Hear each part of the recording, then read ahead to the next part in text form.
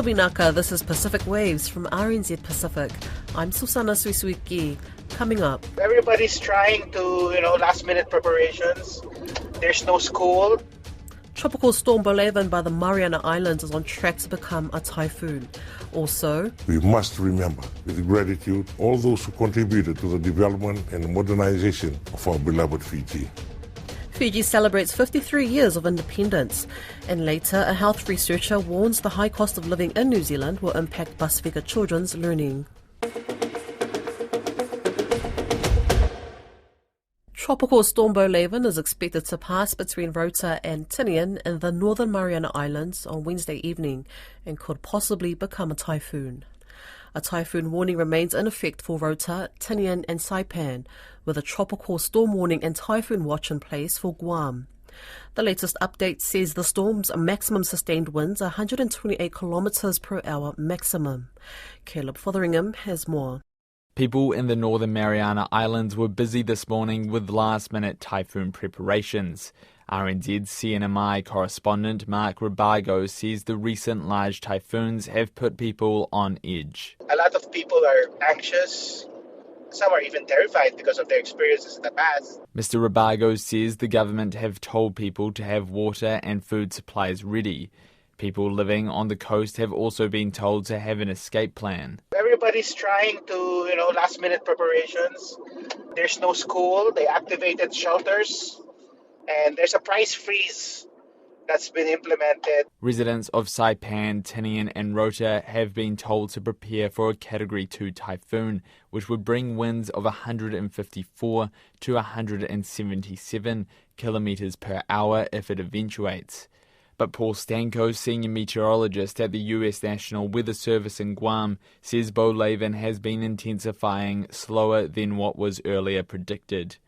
He says it's likely the storm will only reach Category 1 strength as it passes through the Marianas, which will mean winds of 119 to 153 kilometres per hour. Tropical storm Bolaven has been intensifying slowly, which has been good news for us. We were worried if it would be rapidly intensifying. This morning, about 300 millimetres of rain is forecast for the Mariana Islands over the next 24 hours. Mr. Stanko says people living in corrugated roof homes need to prepare the most for the storm, while people living in concrete homes should be fine.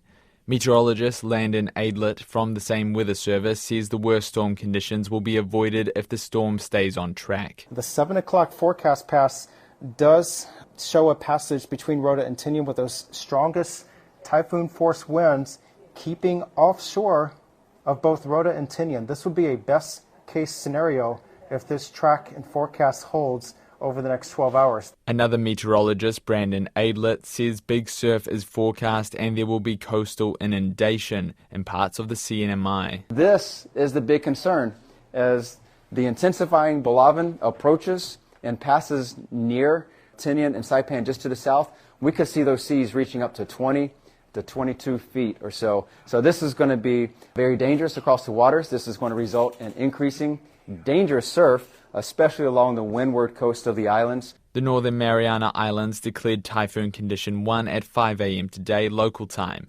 It means typhoon force winds of about 120 kilometres per hour or more are expected, and damaging storm force winds of just over 60 kilometres per hour are expected within 12 hours of the announcement.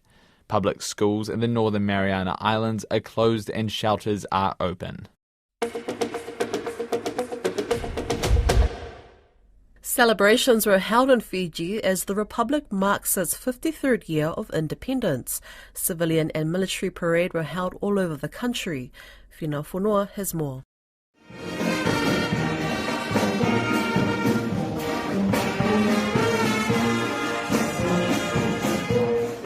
There was a jovial mood among the thousands of flag-waving Fijians who accompanied the Republic of Fiji Military Forces Band as they marched through the Suva CBD towards Albert Park for a flag-waving ceremony. The band, accompanied by decorated soldiers, marched through the grounds observed by their president Ratu Katonivere. Fiji's elite were also in attendance, including Prime Minister Sitiveni Rabuka. It's a ritual held every morning of October 10th, the day Fiji became independent from the United Kingdom in 1970. A gun salute from 3 howitzer field guns topped off the occasion. In Levuka, Fiji's old capital, a large public parade was also held. Levuka is home to the site where Fijian chiefs gathered to sign a deed of cession to the United Kingdom in 1874. Fiji's President Ratu Williame Katonivere delivered a televised state address expressing his gratitude to the country's past generations. In a motivational speech, Ratu Katonivere outlined some of the challenges faced by the country. We are living in uncertain times as a nation, as we are part of a revolving global community with complex issues and escalating geopolitical rivalries that pose a threat to international peace and security in the Pacific and the world. Our resolve is always tested. In New Zealand, Fiji Language Week is officially underway, celebrating Fijian independence and raising awareness of the country's diversity, language, culture, and history.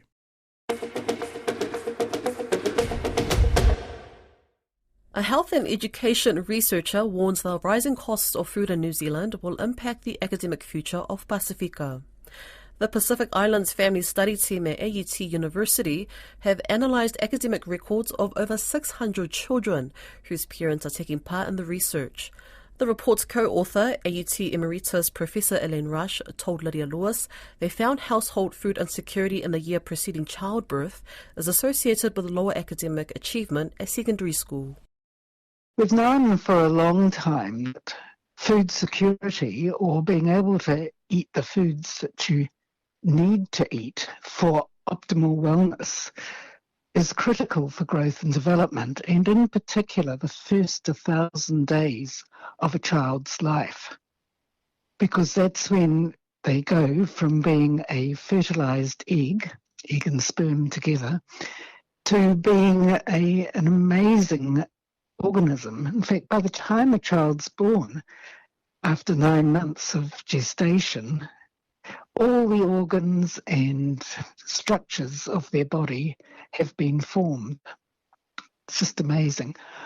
So in the Pacific Island Family Study, which started in the year 2000 with over 1,400 mothers who had babies at Middlemore Hospital, and either the mother or the father or both were identified with Pacific Island ethnicity, we have been following them since then. When the baby was 6 weeks old, that was the first time the mothers answered questions for the study, which is very extensive and has looked at all sorts of things about the family and the child's life. But one of the things that they were asked at that 6-week interview in the year 2000 was about food security, and in particular whether they had enough money or if food ran out in their household. Never, sometimes, or often. So when the children had passed through schooling, we decided that it was a good time to actually look at their academic achievement. And for the purposes of this study, we wanted to see if there was any effect of food insecurity during gestation. So with the permission of the youth and their families, we received the data about their from the NZQA database about their NCEA achievements and the points that they got. And we were able to show, and it was sad in a way, but expected, that those children who were born into a food insecure household were less likely to achieve as well in their academic high school. But we do know from this analysis that the food insecurity consistently was associated with less academic achievement. What exactly is food insecurity, and what were these families experiencing at the time?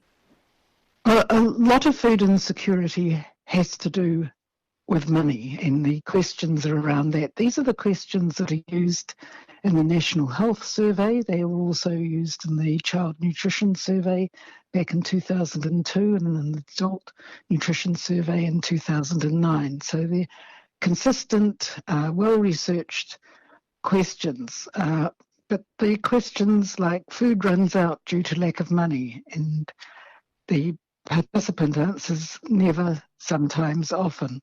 The variety of foods we are able to eat is limited by lack of money. We rely on others to provide food and money for food. We make use of special food grants or food banks. I feel stressed because of not having enough money for food, and I feel stressed because I can't provide the food I want for social occasions. And we eat less because of lack of money. Those are the questions that are asked, and that's how we measure the food insecurity of the household. And those aren't the only findings that have been found. Like you say, this is a longitudinal study over many years. What has been found previously? From when the youth were 14 years old, we did an in-depth study of 100 of the girls and 100 of the boys, and we actually measured their body composition with great accuracy using a whole body scanner. And from that scan, we can actually measure the amount of skeletal muscle on the arms and legs.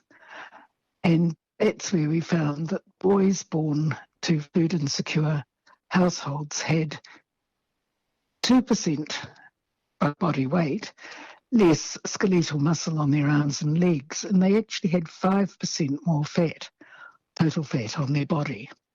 So that was another investigation that was published a couple of years ago. The same with about the girls' body mass index, which of course isn't as good at telling the muscle from the fat and body composition. And going back to the correlation with academic achievement, now that this has been pinpointed, what needs to be done or what can be done on a government level? Well, it's a whole of society problem, and the solution lies with the whole of society. But government policies need to actually think about the food supply for New Zealand and for individuals going forward. We've got a crisis, the climate crisis. We've got the cost of living crisis, and this is going to impact on children being conceived now. As the demand for food banks increase, food insecurity increases, and particularly for vulnerable groups, such as those with disability and those who are not European, it seems it has more of an impact. But the thing is to have mothers well nourished in that first 1,000 days. So both for gestation, but also for breastfeeding or being able to afford formula so that their baby can receive the best start. Because without the best start in life, there is no going back. We're not that resilient. We have to do the best every day for our children.